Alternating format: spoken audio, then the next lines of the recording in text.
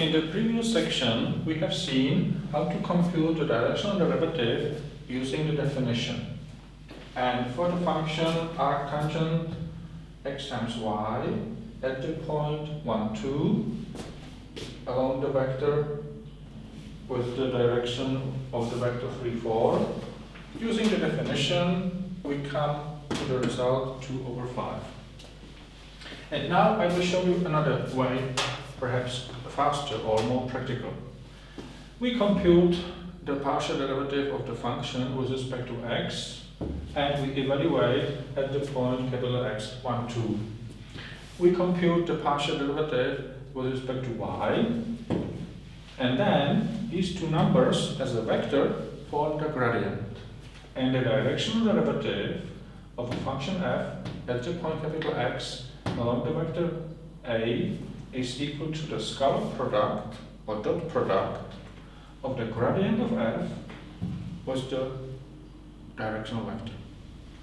Gradient is 2, 1/5, and the vector is 3, 4 times 1/5. So the product is 10 divided by 25, which is again 2/5, in agreement with the previous way.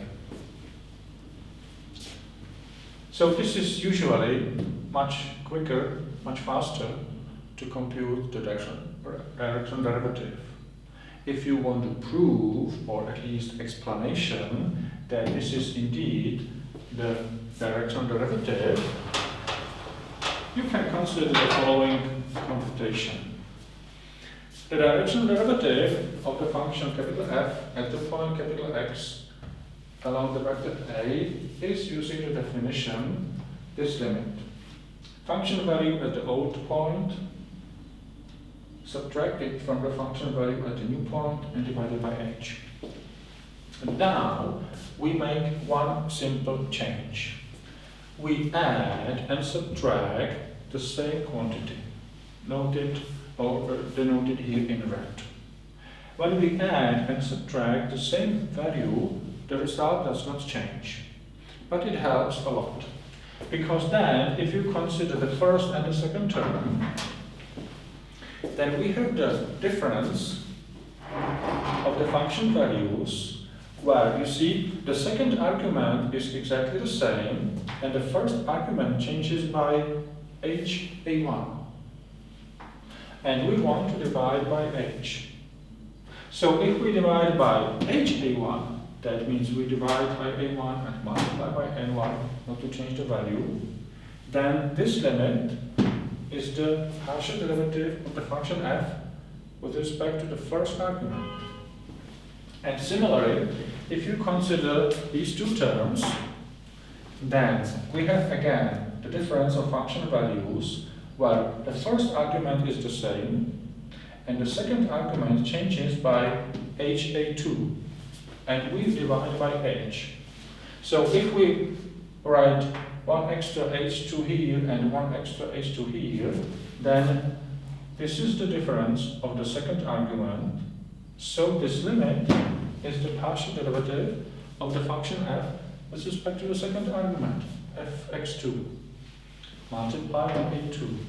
But the sum of the products is exactly the scalar product, the dot product of these two vectors, gradient f and the vector a. So this is usually much more convenient way how to compute the directional derivative. However, in some situations, we still must use the derivative. One example of this is, consider the following function. fxy is the cube root of x minus y. And consider the vector a to be 1, 1. Well, 1, 1 is not a unit vector, so we divide by the norm. The norm of 1, 1 is square root of 2, so we divide by square root of 2. And consider the point 0, 0. If we move away from this point 0, 0, along this vector 1, 1,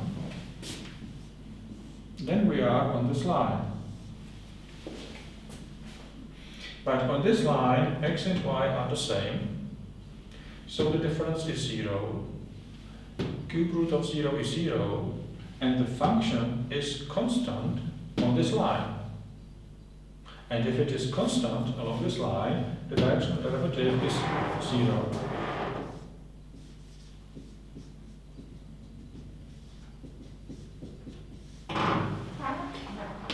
Unfortunately, we cannot use gradient because partial derivative of f with respect to x is, this is x minus y to the power of 1/3. So this is 1/3 of x minus y to minus 2/3. And at the point capital X 0, 0, when x is 0, y is 0, the difference is 0, and 0 to minus 2/3 is not a real number. So the gradient does not exist at the origin, so we unfortunately cannot use this property, this theorem. Well, and another case where you have to use the definition when you get the test in mathematics and the problem is compute the directional derivative using the definition. Then unfortunately you have to follow the rules.